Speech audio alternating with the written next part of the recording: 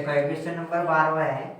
कल जो कराया था सेट 3 का 2023 का क्वेश्चन पेपर था, जिसमें क्वेश्चन नंबर 8 या 10 तक करा देते हैं। क्वेश्चन नंबर है 12, इससे अगला क्वेश्चन देखो। चित्र में ए बी बराबर 3 सेंटीमीटर, ए सी की माप है 6 सेंटीमीटर और बी डी की बराबर है 2 और सी डी बराबर है 4।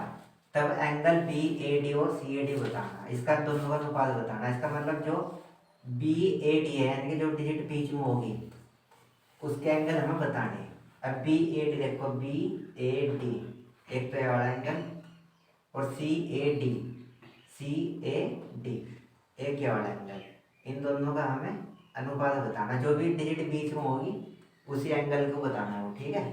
अब देखो फॉर्मूला लगा दो चित्र में, ए बी बट्टे ए सी, ए बी बट्टे ए सी बराबर होगा बी डी, पीने वाली बी डी नहीं है या, बराबर डी सी। ए बी का मान है 3, ए सी का मान है 6 बराबर बी डी का मान है 2 और डी सी का मान है 4। 3 दूनी 6, ये आ गया 1/2 बराबर 2 दूनी 4, 1/2। दोनों डिजिट आपस में बराबर आ गई, 2 से 2 कैंसिल, तो 1:1। इसका आंसर है। चित्र में बिंदु ओ का बिंदु ए तथा पी से, बिंदु ए तथा पी से देखने पर अवनमन कोण की माप होगी। अवनमन कोण मतलब एक चित्र दे रखा हमें, ठीक है। चित्र में एक त्रिभुज है A B C, A B O और दूसरा त्रिभुज है पी क्यू ओ। उन्नयन कोण नीचे बने और अवनमन कोण ऊपर, तो हमें अवनमन कोण की माप बतानी है। यानी कि एक तो ये वाला एंगल बताना हमें और एक ये वाला एंगल बताना, ठीक है। इसे मान लो x, इसे मान लो y। अब देखो जो त्रिभुज है हमारे पी क्यू ओ, त्रिभुज पी क्यू ओ, ठीक है भाई। एंगल है हमारे पास पी, त्रिभुज में पी क्यू ओ। यहाँ से जो क्यू है जो बीच में आ रहा उसका मान है 90 डिग्री। अब नीचे 90 बन रहा, तो ये देखो ऊपर भी पूरा का पूरा एंगल कितने डिग्री का बनेगा, 90 डिग्री का। और जब जो 90 डिग्री का इसके नीचे का एंगल दे रखा हमें 60, तो 90 में से 60 घटा देंगे, एक्स का मान आ जाएगा, ठीक है। अब देखो एंगल पी की माप दे रखी है हमें 60 डिग्री। अब इसमें से एंगल पी घटा दो 90 में से, तो यह angle P Q O minus के एंगल पी, यानी कि इसका मान आ गया 90 और माइनस के 60। 90 में से 60 गए 30 डिग्री, ये तो आ गया एंगल एक्स। अब एंगल निकालना हमें वाई। अब देखो त्रिभुज बन रहा ए ओ ए बी, त्रिभुज ओ ए बी या ओ बी ए, इसमें बीच में बी आ रहा है, यहाँ बी है, तो ये एंगल कितने का हो जाएगा, 90 डिग्री का। अब ऊपर का एंगल हमें बताना है। अब देखो एक एंगल 45 है पूरा का पूरा, एक एंगल 90 है और एक एंगल यहाँ है, ठीक है। और तीनों एंगल का जो योग हो, तीनों एंगल का जो योग हो वो 180, यानी कि 45 angle O plus angle B plus angle A, इन तीनों का मान हो जाएगा 180। इसकी वैल्यू दे रखी है 45। अब देखो बी का मान कितना है यहाँ से 90, तो 90 डिग्री कर दो प्लस एंगल ए, इसे तो पता नहीं हमें, बराबर कितने 180 डिग्री। 90 में 45 जोड़ेंगे 135 प्लस एंगल ए बराबर 180 डिग्री। 135 प्लस का इधर आके माइनस का, तो 180 माइनस के 135 घटा दो इन्हें। 10 में से 5 गए 5, 7 में से 3 गए 4, 1 में से 1 गया 0, तो एंगल ए आया अभी 45 और बताना कौन सा, वाई। अब देखो पूरा का पूरा 90 डिग्री का हो, पूरा का पूरा 90 डिग्री का हो, नीचे नीचे गया हमारे में 45 डिग्री, तो 90 में से 45 घटा दो, वाई की वैल्यू आ जाएगी। तो एंगल वाई बनेगा बराबर 90 माइनस 45, ये एंगल वाई बराबर 45। तो एंगल एक्स का मान आ गया 30 डिग्री और एंगल वाई का मान आ गया 45 डिग्री। अब चित्र में देखो जो एंगल वाई है वो पहले दे रखा है, एंगल एक्स बाद में दे रखा, तो वाई की वैल्यू पहले लिखेंगे 45 और एक्स की बाद में लिखेंगे 30 डिग्री। ये होगा आंसर। क्वेश्चन है निम्नलिखित सारणी का माध्य होगा, माध्य बताना है इसमें और वर्ग अंतराल दे रखा है 0 से 10, 10 से 20, 20 से 30, 30 से 40, 40 से 50। सब में देखेंगे तो 10-10 का गैप है, सब में कितना अंतर है 10-10 का। बारंबार देखिए 4, 5, 6, 4, 1। तो सबसे पहले एक्स आई निकालना पड़ेगा हमें। एक्स आई किस तरह निकाल लेंगे, जो भी 2 डिजिट दे रखी दोनों को ऐड करेंगे और 2 से कर देंगे भाग। तो 0 में 10 जोड़ेंगे कितना आ जाएगा 10, और 10 को 2 से भाग देंगे तो 5। 10 और 20 30, 2 से भाग देंगे तो 15। 30 और 20 50, 2 से भाग देंगे तो 25। 70, 2 से भाग देंगे तो 3.5 सर 35। हाँ 35। ठीक है चलो काट दो, मैं टेंशन न ले। 30 और 40 70, 70 को 2 से भाग देंगे तो 35 और 5 4 90, 90 को 2 से भाग देंगे तो 45। अब ठीक है, अब निकालना है एफ आई एक्स आई, जो बारंबार है इसे बोले हम एफ आई। ठीक है, एफ आई एक्स आई इसका मतलब इन दोनों के आपस में करनी मल्टीप्लाई। इन दोनों की जो भी एफ आई दे रखा है एक्स आई दे रखा है, आपस में इनकी मल्टीप्लाई करते चले जाओ, एफ आई एक्स आई की वैल्यू आ जाएगी। 5 की 4 में मल्टीप्लाई करेंगे 20, 5 चौक 20, 15 पंजे 75,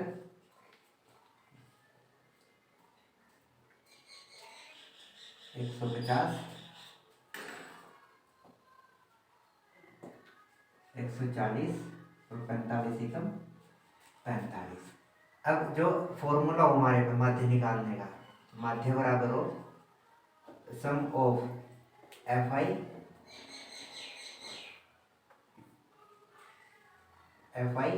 एक्स आई अपॉन में सम ऑफ एफ आई, यानी कि जो एफ आई एक्स आई है सबको ऐड करना और नीचे जो हमारे पे एफ आई है उस सबको भी ऐड करना। इन सबको ऐड कर लो, एफ आई की वैल्यू जितनी भी है इनका सम आ जाएगा हमारे पे एफ आई बराबर 20। यह सबको ऐड करके होगा 430। ये निकल जाएगी सम ऑफ एफ आई एक्स आई बराबर 430। वैल्यू रख दो एफ आई एक्स आई, इसकी वैल्यू है हमारे पास 430 अपॉन में सम ऑफ एफ आई की वैल्यू है हमारे पास 20। काट दो, 0 से 0 कटी और ऊपर बचा 43 और अपॉन में 2, 2 से डिवाइड करेंगे, 2 दूनी 4, 2 एकम 2 और 2 पंजे 10, यानी कि जो माध्य आ गया 21.5। माध्य बराबर 21.5 हमारा आंसर। अगला क्वेश्चन है 18वां, यदि दिए गए आंकड़े का समांतर माध्य और बहुलक क्रम से 28 और 16 है तो माध्य का बतानी। शुरू में माध्य है तो शुरू की डिजिट होगी 28, यानी कि माध्य कितना है 28, बहुलक कितने हैं 16, तो माध्यिका का बतानी। माध्यिका का फॉर्मूला हमारे पास बहुलक बराबर 3 गुना माध्य माइनस 2 गुना माध्य। अब देखो माध्य दे रखा था 28, तो जहाँ माध्य में 28 करना हो, बहुलक है 16, बहुलक कितना है 16 बराबर 3 गुना माध्य तो बताने जो का तो लिख लेंगे इसे, माइनस 2 गुना 28 तो हो जाएगा 16 बराबर 3 गुना माध्य 28 दूनी 56 माइनस के 56। अब देखो जब माइनस के 56 इधर माइनस का इधर आ गया प्लस का हो जाएगा, इधर माइनस का इधर ले इक्वल से तो प्लस के हो जाएगा 56 बराबर 3 गुना माध्य।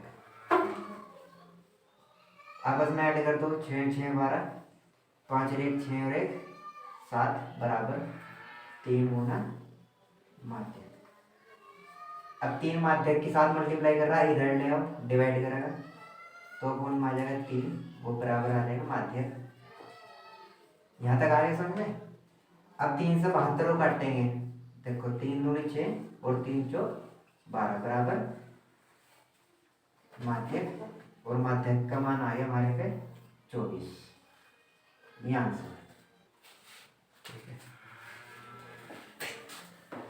अब 19वां क्वेश्चन है, निम्नलिखित बारंबारता बंटन का बहुलक वर्ग होगा। ठीक है, तुम्हें ध्यान दो, अगर खाली बहुलक पूछता तो पूरा फॉर्मूला लगा के निकालना पड़ता, लेकिन यहाँ बहुलक का वर्ग वर्ग पूछा। खाली वर्ग जो है ऊपर लिखे है सारे के सारे वर्ग है। ठीक है, देखो बहुलक वर्ग किस तरह बताएंगे।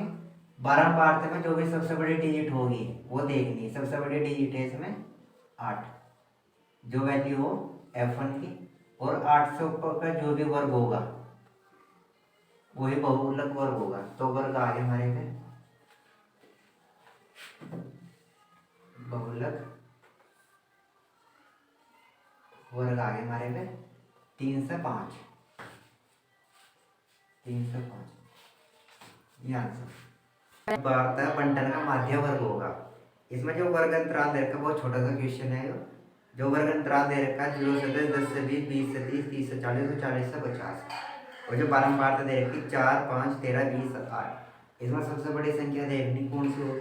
तो जो बारंबारता में सबसे बड़ी संख्या है 20 है, और 20 से ठीक छोटी संख्या जो भी होगी उसके ऊपर जो भी है वर्ग वही होगा हमारे पे माध्य का वर्ग। तो 20 से छोटी है 13, और 13 के सामने लिखा 20 से 30। तो जो आंसर होगा हमारा 20 से।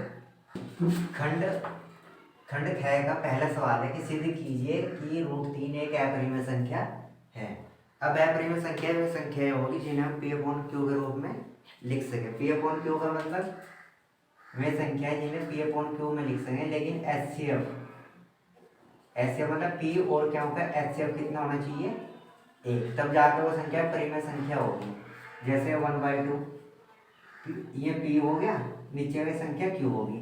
अगर 1 और 2 का HCF निकाल लेंगे, 1 और 2 का HCF निकाल लेंगे तो होगा 1। इसका मतलब 1/2 की संख्या है परिमेय संख्या। अब सिद्ध करना है कि √3 एक अपरिमेय संख्या है। अब माना √3 एक परिमेय संख्या है। सिद्ध करना है परिमेय, लेकिन मान लो परिमेय संख्या है। अगर यह परिमेय संख्या है √3 तो बराबर होगी P/Q, जिसके अपोन में कुछ नहीं उसके अपोन में 1।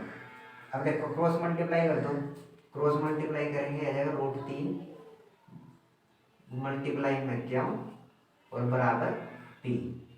अब एक बार इसका स्क्वायर कर दो दोनों साइड का, लिख दो दोनों ओर का वर्ग करने पर। जब दोनों ओर का वर्ग करेंगे तो आ जाएगा Q² मल्टीप्लाई √3 का स्क्वायर करेंगे तो स्क्वायर से रूट कैंसिल और बराबर आ जाएगा P², यानी कि आ जाएगा Q² मल्टीप्लाई 3 बराबर P²। 3 मल्टीप्लाई कर रहा है इधर आके डिवाइड करेगा तो Q² की वैल्यू आ जाएगी P²/3। समीकरण नंबर 1।